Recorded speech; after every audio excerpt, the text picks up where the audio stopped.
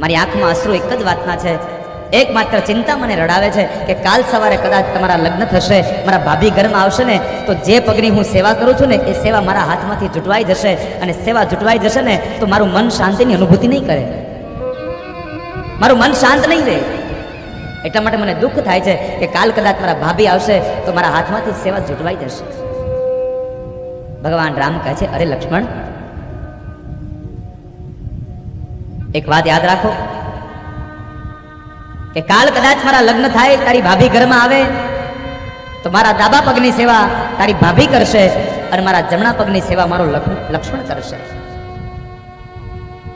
ડાબા પગની સેવા તારી ભાભી કરશે અને જમણા પગની સેવા લક્ષ્મણ તું કરીશ. અને કદાચ સાંભળી લે, આ વાત તારી ભાભીને નહીં ગમે ને તો હું તારી ભાભીને છોડી દઈશ, પણ લક્ષ્મણ જિંદગીભર તને કોઈ દિવસ નહીં છોડું, તને નહીં છોડું.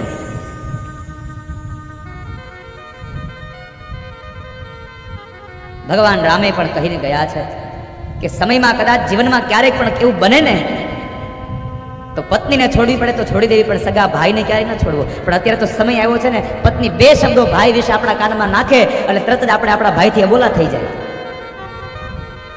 સગો ભાઈ સગા ભાઈને બોલાવતો બંધ થઈ જાય.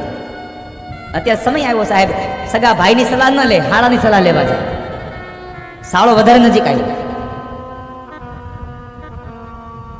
ભગવાન રામ કહે છે કે જિંદગીમાં જો સમય આવે, આવો અવસર આવી પડે તો કદાચ પત્નીનો ત્યાગ કરજો, પણ માનો જેનો ભાઈ છે ને સાહેબ, એ ભાઈનો ભાઈ જ રહેવાનો છે. કારણ એને જેટલી તમારા પ્રત્યેની હમદર્દી હશે એટલી આ દુનિયામાં તમારી પત્નીને પણ નહીં થાય. આ યાદ રાખજો, જેટલું ભાઈને તમારું હશે એટલી તમારી પત્નીને પણ તમારી ચિંતા નહીં હોય. માટે ભાઈને ન છોડશો ક્યારેય, ભાઈઓથી જુદા ન થશો. સંયુક્ત પરિવારમાં રહેવાના સંકલ્પો કરો, સાથે રહેવાના પ્રયત્નો કરો, અને સાથે રહેશો ને એમાં તમારા પરિવારની, તમારા કુળની ઉન્નતિ હશે સાહેબ. સમાજ તમારામાંથી નોંધ લેશે.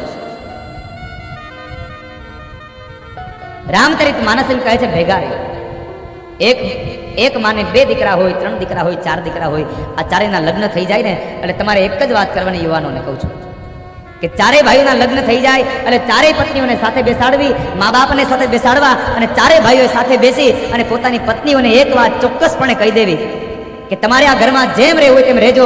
આ તમે ચારેય મા બાપની હારે, અમારા કોઈની હારે તમે પ્રેમથી રહ્યો તોય ભલે અને બાધી બોલીને રહ્યો તોય ભલે, અમે ચારેય ભાઈઓ ભેગા હતા અને વર્તમાનમાં ભેગા છીએ અને ભવિષ્યમાં ભેગા રહેવાના. અમે ચારેય ક્યારેય નોખા નથી થવાના. તમારા ઘરમાં પત્ની ક્યારેય તમને નોખા થવાની વાત કરે ને તો હું મારું ભાગ જ છોડી દઉં સાહેબ. તમે મક્કમ બની જાઓ, તમે તટસ્થ બની જાઓ. પણ તમારો જ દોષ હોય છે, પત્ની બે રૂમમાં આવી અને બે વાતો કાનમાં નાખે એટલે બીજા દિવસે સવારે ભાઈની સાથે અબોલા થઈ ગયા હોય.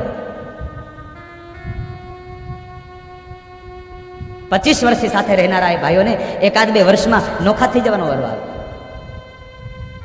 આ રામકથાનો મુખ્ય હેતુ છે સાહેબ, બે દિલને, બે હૃદયને, બે માણસને જોડવાની કથા છે.